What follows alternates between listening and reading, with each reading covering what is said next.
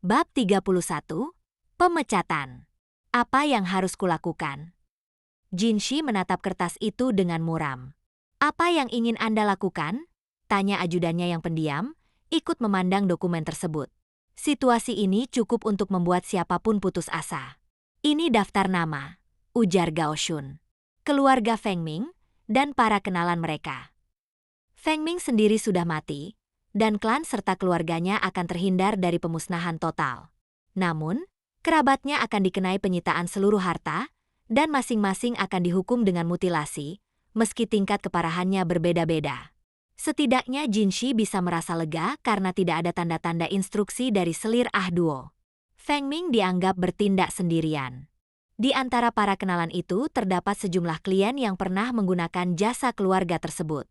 Selama ini Jinshi mengira mereka hanyalah peternak lebah biasa. Tetapi ternyata mereka terlibat dalam berbagai urusan lain. 80 gadis mereka bertugas di istana dalam, kata Gao Shun. 80 dari 2000. Rasio yang cukup tinggi. Memang, jawab Jinshi, alisnya berkerut. Haruskah mereka diberhentikan? Itu bisa dilakukan, kata Gao Shun. Jika Anda menginginkannya. Jika ia menginginkannya. Apapun yang diperintahkan Jinshi, Gao Shun akan melaksanakannya. Benar atau tidak? Adil atau tidak? Jinshi menghela napas panjang. Ia mengenali setidaknya satu nama dalam daftar itu. Pembeli putri seorang apoteker yang diculik. Apa yang harus kulakukan? Gumamnya. Ia hanya perlu memilih. Namun ia takut membayangkan bagaimana tatapan gadis itu padanya, tergantung pada keputusan yang ia ambil. Memberi perintah itu mudah. Tapi bagaimana jika keputusan itu bertentangan dengan keinginannya? Mau-mau melihat jarak antara dirinya dan Jinshi sebagai jurang antara rakyat biasa dan bangsawan. Seberapapun tidak menyenangkan perintahnya, Jinshi yakin gadis itu pada akhirnya akan menerimanya. Namun ia juga tahu, itu hanya akan memperlebar jarak di antara mereka. Namun, mengusirnya? Ia ragu. Memang benar mau-mau tidak datang ke sini atas kemauan sendiri. Tapi apakah ia berhak mengakhiri pekerjaannya sesuka hati? Dan bagaimana jika gadis yang begitu peka itu mencium maksudnya? Tuan Jinshi, kata Gao Shun saat Jinshi terus memikirkan hal itu. Bukankah dia bidak yang sangat menguntungkan? Kata-kata ajudannya dingin dan rasional. Jinshi mengusap dahinya. Pemecatan massal. Iya, jawab Xiaolan sambil mengunyah kesemek kering. Mau-mau sebelumnya mengambil beberapa kesemek dari kebun buah, lalu diam-diam menggantungnya di bawah atap paviliun giok untuk dikeringkan. Kalau ketahuan, ia pasti kena masalah. Dan memang benar, Hong Niang tidak mungkin tidak menyadarinya. Untung saja Gao Shun datang tepat waktu dan menyelamatkannya. Setelah tahu bahwa Gao Shun sangat menyukai kesemek, Hong Niang berkata ia akan membiarkannya, kali ini saja, sambil mengedipkan mata. Katanya sih, seperti biasanya, kalau ada kasus begini, semua yang terkait bisa ikut kena. Semua gadis dari rumah dagang yang pernah berurusan dengan mereka harus berhenti. Itu yang kudengar. Penjelasan Xiaolan agak kacau, tapi mau-mau tetap mengangguk. Sepertinya ini tidak akan berakhir baik, pikirnya. Ia punya firasat buruk, dan firasat buruknya jarang meleset. Secara nominal, keluarganya adalah pedagang dan kadang berbisnis. Keluarga Feng Ming adalah peternak lebah.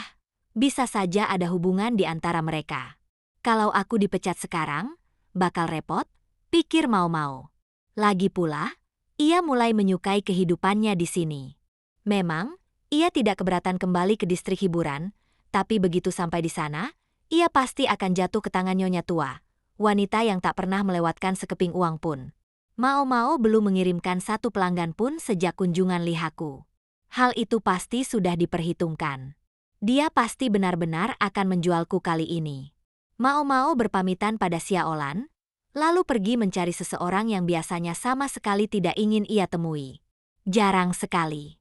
Dan sampai terengah-engah begitu, kata Kasim tampan itu ringan. Mereka berada di gerbang utama istana dalam. Mau-mau baru tiba setelah mengunjungi kediaman keempat selir favorit. Ia berusaha membalas dengan sindiran, tapi Jinshi berkata, tenanglah. Wajahmu merah sekali. Di wajahnya yang seperti peri tampak bayangan kekhawatiran. Aku harus bicara denganmu, kata Mau Mau terengah-engah. Jinshi tampak hampir tersenyum, tapi entah kenapa ada sedikit kesedihan di ekspresinya. Baiklah, kita bicara di dalam. Mau Mau merasa agak bersalah pada kepala pelayan wanita, yang, untuk pertama kalinya setelah sekian lama, harus menunggu di luar sementara mereka memakai kantornya. Mau Mau membungkuk sopan saat melewatinya. Wanita itu tampak sangat sibuk belakangan ini mengurus kepergian Duo. Saat Mau Mau masuk, Jinshi sudah duduk, memandangi selembar kertas di meja. Kau pasti ingin bertanya tentang pemecatan massal itu. Ya, apa yang akan terjadi padaku? Alih-alih menjawab, Jinshi menunjukkan kertas itu. Kertas berkualitas tinggi, dan di antara nama-nama di sana, terdapat nama Mau Mau. Jadi aku akan diberhentikan. Apa yang harus kulakukan?